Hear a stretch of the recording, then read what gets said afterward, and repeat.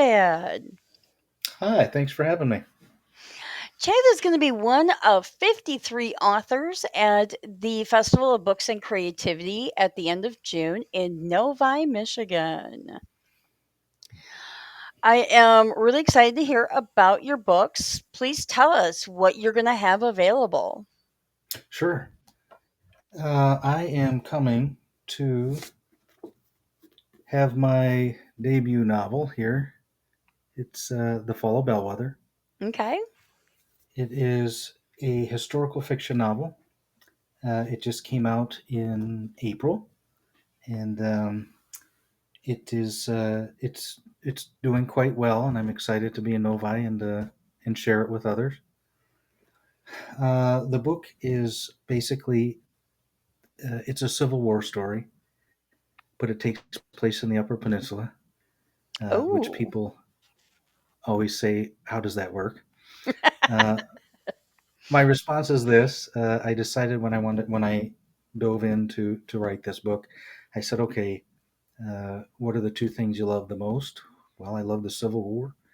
Um, well, I love my wife and family, but I love Civil War, and I'm obsessed with the Upper Peninsula. Mm-hmm. We live right below the bridge, and we go up there every chance we get. So I thought, how can I put these two things together? Mm-hmm. Uh, and lo and behold, when I started doing some research, the Upper Peninsula existed during the Civil War, and people lived there. So I merged the two together, and I I couldn't be happier with where the crossroads fell for those two things. So you like history and historical fiction and all of that. Was there any big surprises that you came across when researching for this? Yes, I would say some of the minutia about the specifics were surprising. I wound up going down many rabbit holes, but I was so glad because I think it made the prose more rich. And so I would there are big events. It does cover certain battles. The town is fictitious, Bellwether. I don't ever tell anybody exactly where it is. I like that Mhm. semblance of mystery there. But um, when I did for instance, the opening chapter, it's quite brutal. It there's a hanging. Mm. Uh, I'm not giving too much away. It's in the first chapter, uh, but there's a hanging, and I did a little research and found out that hangings actually did in fact happen in Michigan. Not a lot, and it was little things like that that I learned. There's also a scene where a gentleman is dodging the draft, and some of the things that folks did to in fact dodge the draft were I, let's just say with some of the Google search, like any other author, I had to clear it for. I was a little nervous that someone would find my computer and some of the things that turned up on there. So I thought it was pretty Yeah. graphic and brutal. But actually, that's why the publisher said she took it because she liked the fact that somebody was speaking about these types of things and not sugarcoating them, telling the truth. Okay. Hmm. So your publisher, small press or traditional? It's an indie press out of Kansas. It's Oh, called okay. Onum. They're pretty established. I will say this was new to me, so when I was circulating things, I found there was just kind of a comfort level with going with the smaller press out of Mhm. Kansas. Again, it was all new. I will say, I this Anam Press they offer an award every year. Mhm. Um, it's called the Amity Prize, and they get submissions of novels, and then they choose one. And I was very flattered.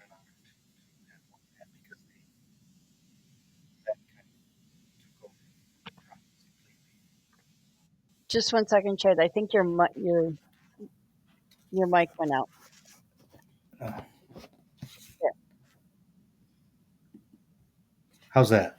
that's better. Okay. So I don't know where I left off, but uh, I really liked that the small press just kind of took over, and walked me through everything, uh, and did the marketing and the detail. I don't think that I could have ever done that on my own. I really sing the praises of people who self-publish, because I wow, that's a lot. So I'm really thankful to the publishing company. I'll just say that. So when you wrote your book, did you use an outline or did you pants it as you researched, or what was your process? Yeah, great question. Um, so this book came to be in a quite a unique process, uh, as they all do. Um, but I actually started out writing a couple short stories, and I wound up sending one in to another contest. It Mhm. was in Mexico, and the winner of that contest. Sorry, this is a long answer, but That's okay. it's in there. The answer's in here. But when I won that contest, it was really neat. I got to fly out to New Mexico and then sit down with this New York Times best-selling author, and she talked through your writing and gave you hints and guidance and whatnot. Uh, but when I was out there, she actually put two or three of the stories together, and she said that these aren't short stories. She said this is a novel waiting to be born, Mm. and that's what I said. So we spent the rest of the time sitting together every day and outlining this novel. Okay. This was a while ago. I've been working on this book is a 10-year venture for me. Um, but yeah, we wound up getting out, the big poster board and all these Mhm. post-it notes, like really old school, and writing characters and timelines and dates and moving them all around. And I have a picture of it somewhere because it was at the end. It was the size of her coffee table. It was spilling over both ends. Oh, wow. So I never thought I would be the kind of writer who would outline everything like that, but now I don't think I could do it otherwise. Um, I hear people say that they feel trapped when they outline, and I understand that, but I kind of come to terms with it that I feel like I would be trapped if I didn't outline, because I think that the outline kind of gives me the freedom to then maneuver and go off in different directions, because I always have that baseline to come back to, and I'm Okay. not going far off the rails. Mhm. But every artist has their own method to madness, right? Everybody does have their own method, and Mhm. it's interesting on these interviews to see what all the various methods are, because there's those that are firmly planted in the plotter aspect of things. Then there's ones that are firmly planted in pantser.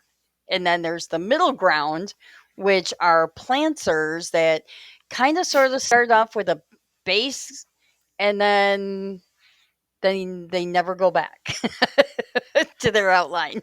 Right. Um, I like that word. I'm going to steal it. I haven't heard that in all this time. Planter. So thank you. uh, so, what got you started in writing? What was that catalyst that brought you into the writing world? I actually have a really definitive, clear answer to that one. Fortunately for me, it was like it was. This sounds all dramatic, but it's not meant to be. But there was actually this moment. So I live in way up here in northern Michigan, Harbor Springs. There's a beach um, that a lot of the locals know. And after all of the tourists are gone for the season, uh, people start coming out of the woodwork and going to the beach. And anyway, I was out at that beach one night, and I had happened to actually be alone, which was very unusual. It was later at night, and Yeah, it was right before school was starting, so I think I was just kind of decompressing before going back to school in the fall. Long story longer. Uh, as I was sitting there, the beach is it's a little bit creepy. I mean, it's gorgeous, um, but behind you is a graveyard. Mm. So as I was sitting there, I don't know, my mind just started spinning, and before I knew it, I was envisioning. I saw a rock in the water, and then but it kind of looked like a humped over person. And in my mind, I was like, "Oh my gosh!" I envisioned that it was this dead boy, and Mm. then before I could stop myself, I had made this whole boy's story. He was a victim of bullying.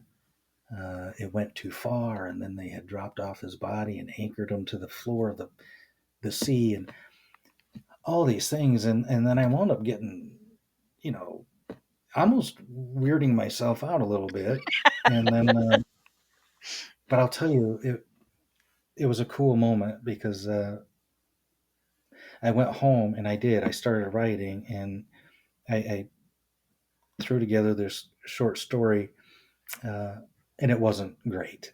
Uh, it was actually terrible. If I go back and look, it was what started me because I said, if I can get this riled up and this emotional and this upset about this boy that I don't even know, Mhm. something's telling me I should be writing bigger things and for other people. Because if something's tapping me on the shoulder to express my voice and I can rile myself up, maybe I can do good um, for others, for other readers, and Mhm. contribute to the greater good through characters somehow. So I do pull that short story out now and again just to remind myself about the emotions and the sentimentality and all those things that I think that writers are called to create for other people. So there's my definitive moment. Most people don't come up with that definitive a moment. So that is just awesome that you can actually know exactly what that point was. Now you mentioned school, so Mhm. you're a teacher? 20. I'm rounding out my 27th year here Wow. in northern Michigan. Yeah, 27 years. I wouldn't trade a thing. And Times have changed a little bit. I still love kids. Still love teaching high school. so what do you teach and what grades? This year, I mean, it can flip here or there. I've been the AP composition teacher for years, um, and then I teach a dual enrollment course for seniors. Uh, they threw a couple sophomore classes my way. Uh, whole different beast, but that's another interview conversation. I think. Uh, but yeah, I still love it. I still love it. I'm still energized by it. Gosh, we just hit the apex of reading Hamlet today, and it's still, Mm, again, it sounds maybe a little bit dramatic, but to see some of the kids excited about the injustices that are happening and getting riled up about characters in Hamlet, it's still mhm. it Well, reminds that's me of why you endure some of the hardships of teaching because of those moments. well, that's awesome. So you don't plan on retiring anytime soon then? Oh, I didn't say that. Oh. We have a date. How Actually, I don't. Every time I think about moving on, and I have, 27 years. It's been a while. Um, Something calls me back. And my children are 11 and 13. So I have thought about maybe moving on to other things. This the book did quite well. I would love to move into that, mhm. full time. Uh, but I don't know. I still love kids, and I still think I'm supposed to be doing that for a little while longer. And these Well, scratch off tickets, that's my retirement plan. It's just not working out. yeah, good luck on that. Let us know when you win the scratch offs. Will Most do. I've gotten is like $20. So you said that you enjoy writing and there's more to come. What can we expect, and is there any timeline on those? So I was honestly going to, it was my bucket list to write this book. Uh, and when I started getting feedback from readers and it won a couple of awards, I thought uh, maybe I don't have a right to just write one book. Like maybe this Mhm. isn't about me. Maybe I'm supposed to keep writing, um, and that's pushed me to start the second one. I'm in the throes of novel number two, but it's a co-author venture, Oh, which has okay. been yeah, quite unique. I'm really enjoying the process, um, and the author that I'm doing this with, uh, it's great. You know, I think a lot of people would automatically think, "Oh my gosh, that's got to be contentious or conflictual," and it just isn't. Uh, I think you have to be very trusting with the person that you're doing this.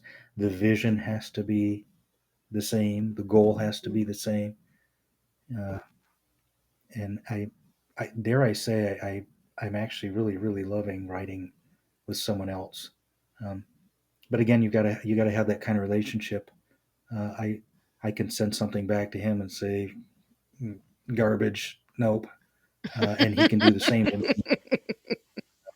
Well, that's We good that don't you can actually have live. that honest feedback, and because Yes, that's really the only way that would work. you're absolutely right, and and yes, when stuff's come back to me, uh, I'm just simply not on the defensive. I'm not offended. I'm 99.9% of the time. I'm, oh yeah, you're right. Yeah, you have to have a completely open mind, and I don't think you can have ego issues and co-author a book. I'll say No. that. Yeah. So do I Well, have a time limit? We're really excited about it, and we have a lot to say through these characters, and I think now is the time to write this book. Um, so we're pushing ourselves to maybe have a draft of it done by June. hmm? So yeah, And will that one also go to indie your indie press publisher? I'm not quite certain. I really enjoyed that process, and I appreciate my publisher. I Hmm. think, uh, but it was just such a unique experience because I don't know. I because I won that contest, it just kind of seemed like a no brainer at the time. Right. I I think we might try the agent route with this one, Oh, okay. and then we'll see what happens. Um, yeah, it's all up in the air. I think readers will like what we're doing. So I think it will find its audience in its home. What genre will this one be in? So we're it's something completely different. Uh, I know there's a whole lot of new genres coming out, and to be quite honest with you, some of them blend together for me. Hmm. Uh, I think if we had to label this one, I think we're shooting for some upmarket fiction.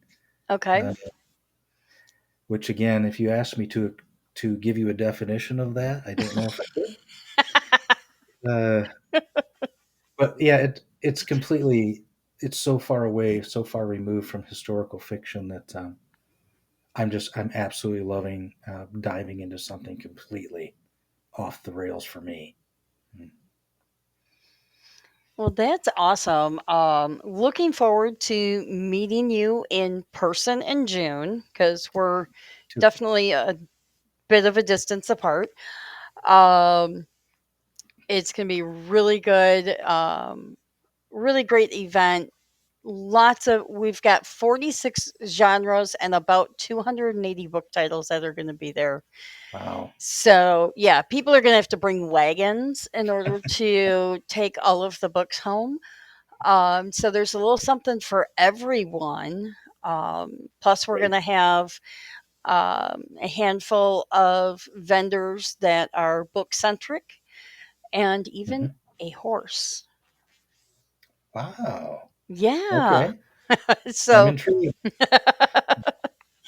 so we've got a lot coming, and I'm so looking forward to seeing you in person and getting a copy myself of your book. And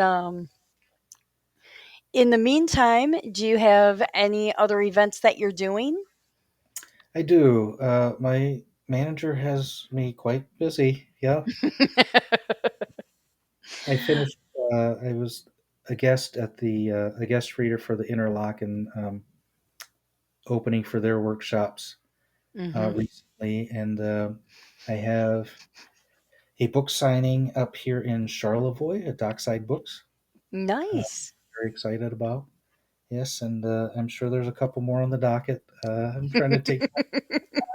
Yeah, you have to look at your calendar. At least I do. Where am I at next?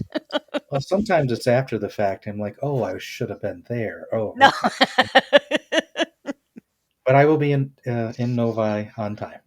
Awesome. I look forward to seeing you. I appreciate you taking the time out to do this interview, and I will see you in Thanks for all June. you do.